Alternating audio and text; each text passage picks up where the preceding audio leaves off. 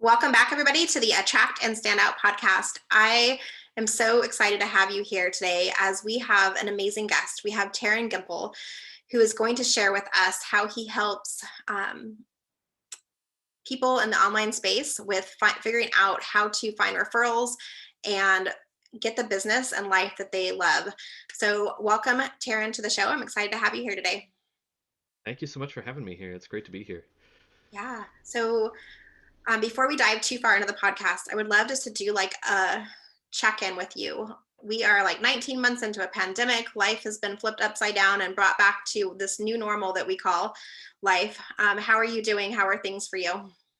Honestly, things are pretty fantastic. And just to give you some context there, back in 2017, the end of 2017 is when I started my journey into the online business world.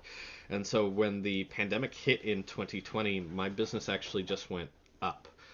Because suddenly everybody else was coming online at the same time, and I became a great reference point and an expert and somebody that you could lean on in order to get things done. So things have been really good for me. But just to give a shout out to my wife, who is also a business owner, she actually struck out on her own during the pandemic as well, created her own bakery business, and actually just recently got accepted to open up a physical brick and mortar location about 5 minutes walking from our house here. So overall, the pandemic's been a boon to us, giving us those opportunities that we might not otherwise take Yeah, because of security and safety. yeah, absolutely. That's amazing. Congratulations to your wife. And I completely agree with you with what you said too. Like, because I've been an online business coach. I've been a business coach for about 15 years, but I took my business online about 6 years ago. So I was uniquely positioned, as you were, to already be working in the online space and not have to figure things out when everybody else was trying to figure things out. So I can definitely attest to the fact where people were like, hey, you've been doing this for a while. I need some support. How do I take my business from either brick and mortar and start marketing and using the online tools, or how do I just completely transition and close my business and start it up virtually so that I'm able to continue to do the work that I love to do and show up in that space. So I love that you guys have been able to do that as well. So tell me a little bit, how is it that in 2017 you came to start running your own business? Take us back on that journey with you. Yeah. So it's a fun journey. So I just to start off, I went to college kind of as this, well, I got to do something. I actually I don't remember how old I was at the time. I was probably like 22, 23. But my parents really pushed for college. They really wanted me to, do something and get an education. And I never really liked school, but I went back anyway, took a couple of courses and thought, yeah, this really sucks. It's not for me. But while I was there, I took a course on entrepreneurship, and I learned a lot of the early fundamentals of just what kind of mindset an entrepreneur has to have. I would have to say there was nothing really that I learned there that could take me anywhere in the entrepreneurship world other than you really have to see opportunity and be willing to take chances in the world of entrepreneurship that you don't necessarily need to take in the world of corporate or business or anything else. And so while I was there, I built a relationship with one of my classmates, and he had this idea for an app, and I wanted to help him put it together because I'd been teaching myself how to code. And so the two of us connected, went through this process, and eventually he decided he didn't want to go through with it just because it was so much work. And I thought, well, I'm gonna see if I can figure this out, and I'm gonna see if I can partner up with somebody and make this happen. So I did the only thing that I knew how to do, and I talked to the only other person that I knew that owned their own business, who was a friend of mine. And I reached out to him and I explained this idea for the app and what it would do and how it would help people and all these things. He said, Taryn, I think this is a great idea, but I have no way I can help you. So I'm going to tell you what you got to do. There's this networking event that you got to go to. There's going to be lots of people there from all different backgrounds and groups and all these different things. There's going to be tons of information, and maybe you can find somebody there that can help you with funding or can be a business partner with you or, could be a developer that you work with or so on. And I thought, well, if you are telling me that this is a good idea because you're in entrepreneurship and this is what you've been doing for God knows how long at this point, then by all means I'm going to do that. So the end of my shift that day, I literally ran home, took the fastest shower of my life, threw on my best suit, and which did not fit very well, and rushed out the door. And got all the way out to this business meeting, showed up just as everything was kind of settling down, and I sat down just as everybody was doing introductions in the room. And Roger Killen, who was leading the group at the time, said, you need to make this introduction from one of three questions. You could ask a $10, $100, $1,000 question.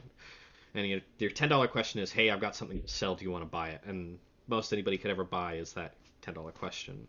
And then you've got $100 questions, which is, hey, does anybody have an audience of people that would be interested in buying my product? And then that person could buy, but also their audience could be interested in well, and they could introduce you to people.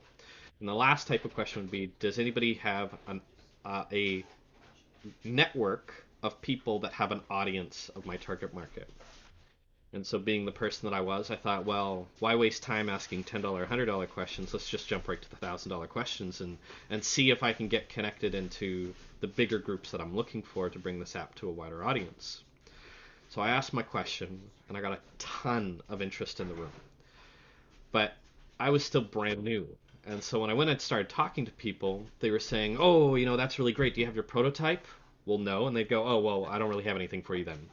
Okay, that's fine. I talked to other people that were like, oh, you're developing an app. That's so cool. I'm developing an app too. And we have a conversation. And okay, well, that doesn't work for me either because you don't want to work with me. You just want to tell me about the app you're building. And I think worst of all was when people would come to me and go, oh, you develop apps? Well, I don't care about your app. Let's talk about this app that I want to build. And they'd be telling me about this idea that they have that, frankly, I wasn't interested in. And I realized, well, this kind of sucks.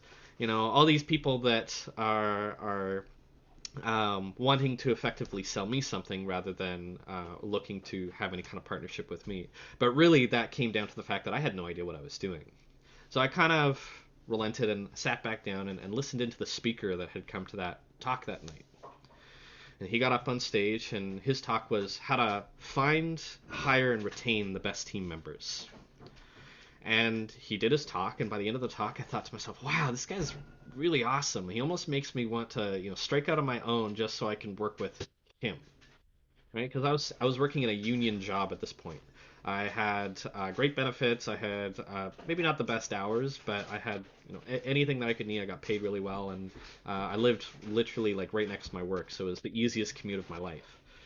And so, well, maybe not as easy as it is now, since now I just roll out of bed, Not I'm at my go anywhere. computer, and now I'm online. So maybe I found an easier commute since then.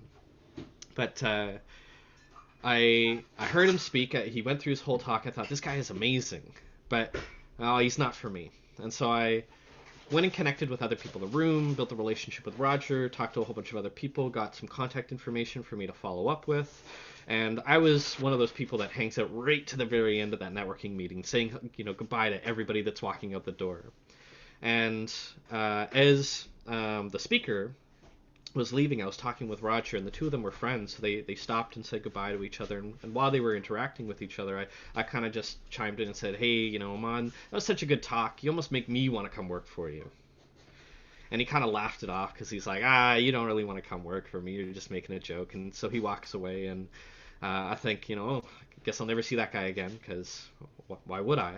But then he turns around, he comes back, he says, are you serious about wanting to work with me? Is that really something you want to do? And I said, well, yeah, I do. I just don't know if I'm the right person. And he said, well, I got a couple jobs that are open. I'll send you some descriptions for them. And if either of them are something you think you can do, just send me a message and we'll have a conversation about it. And I was really in a secure position. I had this idea for the app. I was like, I don't know if I really want to take a chance on this, but well, it doesn't hurt to apply, right? It doesn't hurt to take a chance to look at these job descriptions just to see what they're about. And so he sends them to me, and that night I open them up and I look at the first one and I think, oh God, I don't have experience with any of these things. I don't know how to do any of that stuff. So I think, okay, that's fine. I'll look at the other job description, right? Because that one I'll probably be better at. So I open up the second job description, I look at that and go, oh no, I don't even understand what half these things are. At least in the first job description, I knew what I was reading, but in this job description, I have no idea. So I thought, okay, well, there's no chance he's going to hire me for either of these things because I have no idea what I'm doing. But I'll apply for the first one anyway. It doesn't hurt to apply. If he says no, he says no. I still have my security and everything, so it's not an issue. So I apply for that, and he calls me. We have a conversation, and he ends up, bouncing me over to his COO and coming back to him, and we have a bit of a conversation around it.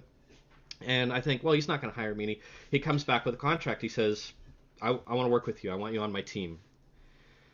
And then I was kind of in this spot I wasn't expecting. I was in this position where, uh-oh, I need to make a decision. Do I quit my union job? Do I give up my commute and take on this entrepreneurship position? Is this really something that I want to do? Will I be able to do it? Do I know what I'm doing? And I was really kind of coming to grips with this fact that, all these ideas of going into business on my own and learning these skills, um, I'd either have to make that decision now or let it pass. And I thought to myself, well, I don't really like regretting things. And I'm going to take a chance here. If I fail, I fail, but at the very least, I'm probably going to learn a whole bunch. Because school is really boring, but every job I've ever had, I've learned a lot and had a lot of fun doing it. Plus, it's nice to get paid to learn. So I took a chance, got into it, and skip forward 2 years later, I'm the lead trainer inside of his mastermind, which costs tens of thousands of dollars. And I'm the one responsible for ensuring that many of his clients are getting success and helping them get through a lot of their challenges. And it was suddenly this kind of moment where I'm like, oh man, I did it. And it took me probably over a year and a half, 2 years to really get past that imposter syndrome of always thinking, I don't know what I'm doing, I don't know what I'm getting into, I have no idea why people trust me, but still trying to figure it out along the way and learning as much as I can. And I learned probably more in the first 2 weeks of working with him than I had learned in all the semesters that I had spent in college. So it was definitely well worth it. And that was kind of how I got started into the world of business. Yeah. And I love that you shared that it took you 2 years to like own what you've learned and like how far you've come, because I see that so often with so many of my clients and prospects when I'm talking to them. They're not quite sure they're ready to start their own business, or they're ready to like proclaim themselves an expert in whatever it is that they've done. But so often we're already there. It's just a matter of like us internalizing that and like realizing how far we've come and what we've learned. And you don't have to be a million steps ahead of the person that you're working with or teaching. Sometimes you just have to be a few steps ahead and have gone through the process and had those life experiences and, you know, done the work yourself before Yeah, you get there. So well, it's something exactly. that's so important to like make a note of, is like you're already there. You Yep. don't have to wait for you to like to become into or come into that. Yep. That's actually that's a huge piece of the training that I did is I had to work through a lot of mindset issues with people because it's a very consistent issue. You're not alone in this feeling of I'm not good enough. Right? It's probably one of the most common feelings in entrepreneurship is this feeling of being the imposter or not being good enough or not knowing enough or not being able to do enough and seeing everybody else as being bigger than you, right? And it's really easy to feel small in the world of entrepreneurship. And so what you have to remember is that, while there's always a bigger fish, there's also always a smaller fish. And while in that scenario you might be eating fish, in this scenario you can help people that are smaller than you. You can help support them, even if you're only, a year in the future compared to where they're at now. They're still going to look at you and realize this person knows something that I don't, and they will see that value in you. Yeah, they could go spend 25,000, 30,000, $50,000 with a mastermind or a mentor that's 20 years in the future compared to where they're at, but that's a lot harder to take advantage of compared to taking advantage of somebody who is only a year, 2 years, or 3 years in the future compared to where they're at right now. So there's a huge value in kind of owning and being able to see the fact that while you're not the biggest and the best, that doesn't mean that you're bad at what you do. If you can help people get results, you can help them get results. Yeah, absolutely. What would you say has been like one of the biggest challenges you've had as you've started your business and kind of set yourself up? I know we talked about the imposter syndrome, but what like other Yeah. challenges came up for you as you built your business? Probably the biggest one was figuring out exactly what I wanted to do. I went through a series of different products that I was selling. I was selling coaching services, but then I had non-compete clauses with some of my clients because they were reselling my services and they didn't want me teaching what they were teaching. So I had to kind of come up with my own thing. And so, okay, now I've got a new product, and it was in funnel building because, well, I didn't have the non-compete there, and I could still do that. Well, then I realized that as much as funnels are valuable, not everybody understands or even values a funnel. So I have to frame that in a perspective that people have to value. And so, okay, now I'm doing web design. And then I went and thought, great, people value it, people are willing to pay for it, but I don't like this. Like, this is boring, this sucks, this is frustrating, and clients really get on my nerves when I'm doing web design. They don't get on my nerves when I'm doing other things because that's a lot easier and more fun for me to do. And so now I'm stuck in this job of, oh, I'm doing web design and I have to come up with a new thing that I want to do. So I came up with new products and services until I eventually reached this point, and so I would say I've solved it, but the reality is I really haven't because I'm still adjusting, I'm still changing. But most recently, the biggest shift that I've done was actually in 2020, just before the pandemic was hitting. I had this problem of, well, I need clients for my web design business. I should start networking, talking to people. But I also didn't want to be that guy networking and talking to people and being like, hey, Darlene, you want to buy a website? To every single person that I talk to. Because I think we, as business owners, when we experience that from the other end, we often think, oh, God, somebody else. Right? We don't think, oh, thank the Lord, there's somebody coming in and helping us and catching us at the right time. We think, oh man, another advertiser, oh man, another marketer, oh man, somebody else trying to pitch us, somebody else trying to pitch us. And I didn't want to show up like that. It didn't feel right to me. So I was showing up in this method of just building relationships first and sending referrals out to my friends because at this point I'd already built a bit of a network for myself through the work that I was already doing. And so one of the people that I reached out to connected with him, and he's now my business partner. But I basically said, yeah, I'm networking people and building relationships and making referrals and all this, and also looking for clients for my web design business. And he said, oh, well, I've got just the product for you, and describes this whole app to me that he's building. And it kind of brought me back to that original idea that I had in 2017. And I thought, well, that's pretty cool, and that's in line with something that I had dreamed about doing, and I had ideas about doing, but never took action on. Here's an opportunity to work with somebody who's done it before, and who is willing to partner with me on this. So we built this partnership, and we transitioned. I transitioned out of web design back into app development. Back to my roots, even though they weren't very deep to begin with. Yeah, they were there Um, then.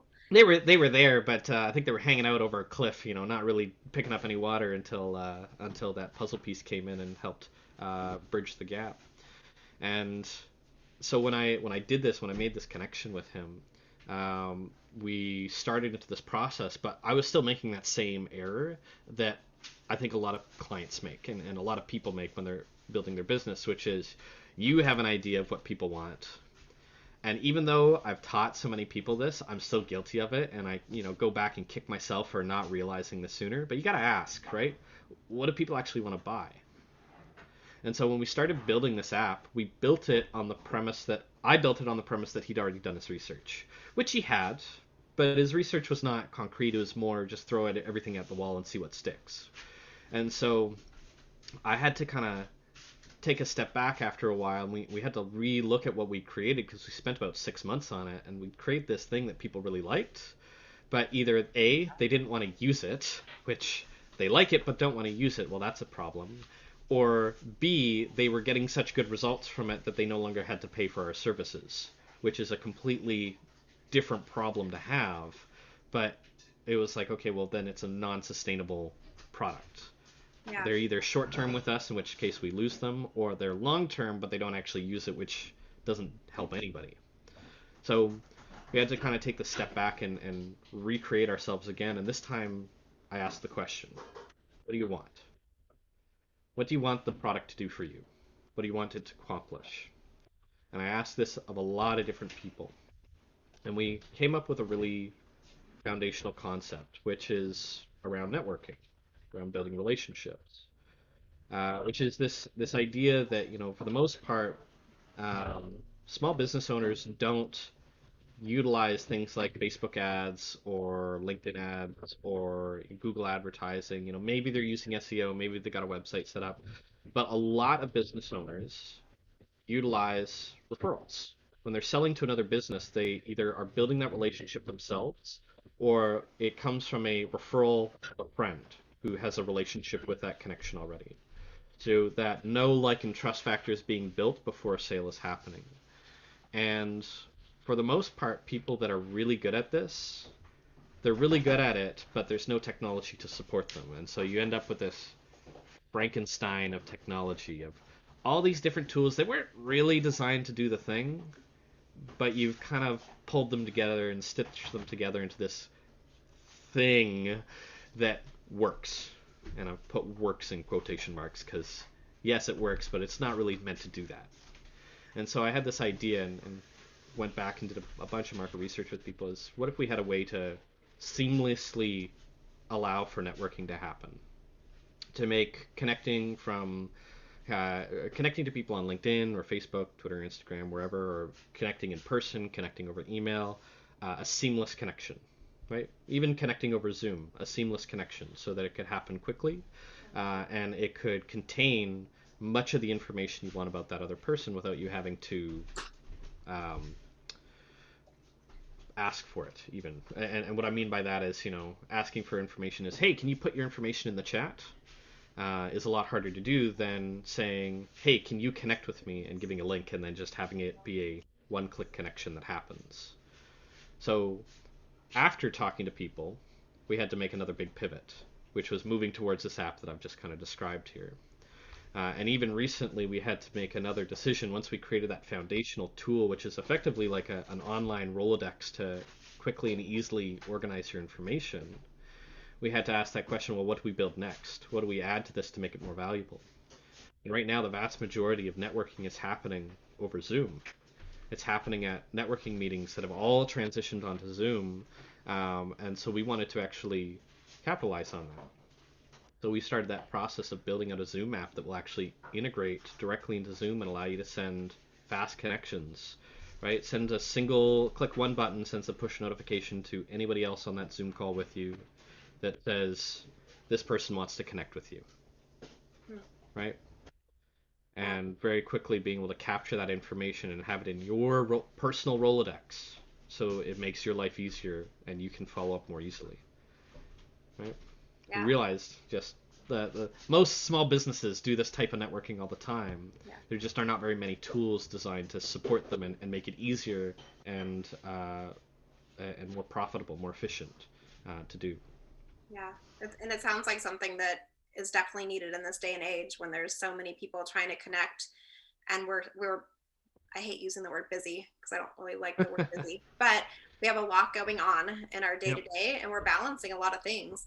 So having a way that you can stay in touch, because so many people have the best intentions to stay followed up and stay connected, but then life happens. You're like, oh, I totally meant to email that person or reconnect with this person. And sometimes it doesn't happen. And so this Yep. gives you that ability.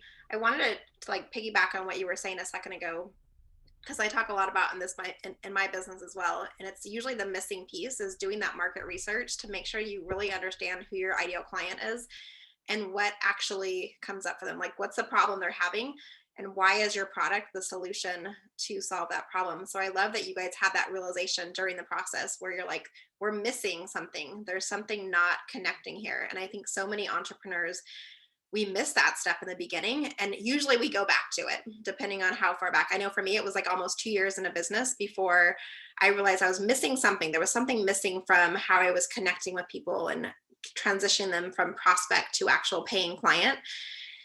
And a lot of that was the market researching, getting really clear and understanding like what keeps your ideal client up at 2 o'clock in the morning. What are their big struggles? What is that missing piece that they need? And when you can find that gap in the marketplace and really show that your product is the solution to solve that problem, which you guys were able to identify because you did that work, it's so life changing when it comes to your business, because you're able to finally go back to that client and be like, here's what you're actually looking for. I've created it. Here's where we can take you and how I can help support you in this. So I just wanted to bring that back up because I think so many people are afraid to do the research. They ask a couple questions, they talk to one person, or they tell themselves like, oh, I'm my dream client. I used to be that person. but they don't actually go out there and have the conversation. So I love that you guys really went out there and have those conversations to find what was missing for yourself. Yep.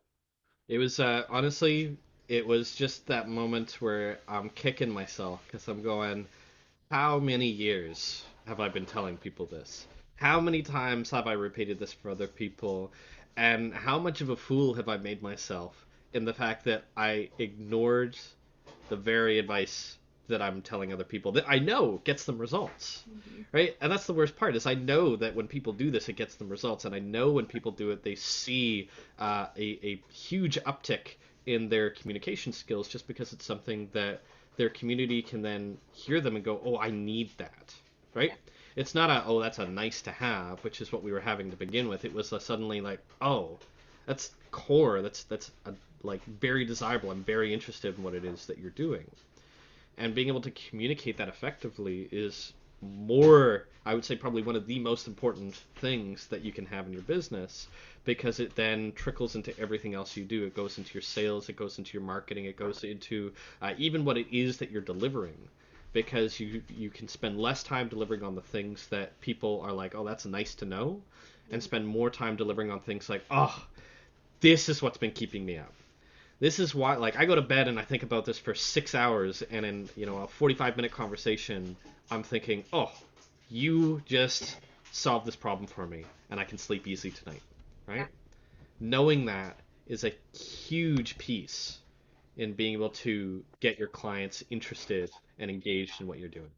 Yeah, absolutely. I 100% agree. So what is next for you in your business then? What's the next piece that you're working on or what's coming up for you? Yeah, the next piece is definitely that Zoom integration. We're pushing hard to get that out as soon as possible, and we're transitioning from right now. We've got an open beta and people can join as they want to, but in the not too distant future, things are going to close up and become a invite only application. Not necessarily paid, but if you guys remember the craze of 2020, which was oh, what is it called now? I can't even Clubhouse? remember. Clubhouse, yeah. I know It was exactly what you're everybody looking for an invite, right? We're keeping it a little bit open-ended just to begin with here, just so that we can get people in and testing and checking it out. In the yeah. not too distant future, we'll be transitioning that over to an invite only, so you'll have to receive an invitation in order to use it. And then the biggest thing that goes along with that is getting an integration into Zoom so that you can have just fast, easy, seamless connections inside of Zoom that capture probably the most valuable contact information that you can get from your prospects, and keeping that really well organized in one place for you. So that's really where we're at right now, and that's actually a little bit related to the gift, but I don't know if we'll talk about that right now. We've Yeah, got go ahead. I've Go got ahead. I know you so have a free gift for everybody yeah, who listens today. Go ahead and share about it. yeah. So if you're listening right now and you're early to listen, you might be able to get in and get into the wait list as it stands right now, which is not a invite only. But you'll get a notification when you register and a notification when you've been accepted to download and get started and start uh, building out your network there. And we'll have tons of really awesome features coming in the future. But right now, getting in and getting started is completely free. And you can start putting together and keeping your network organized in one place to allow you for that seamless communication across platform, from LinkedIn to Instagram to Facebook, and Facebook to email, and so on. So you should definitely check it out. You can check it out by going and registering for it at truesocial.biz/download. Awesome. And I will make sure that that is in the notes for the show. So those of you that are driving, do not stop to write that down. We will have it for you. Terran, this has been so fun having you on the show. Thank you for being here. Before we wrap up, I always like to ask a couple of rapid fire questions just to get to know you a little bit better.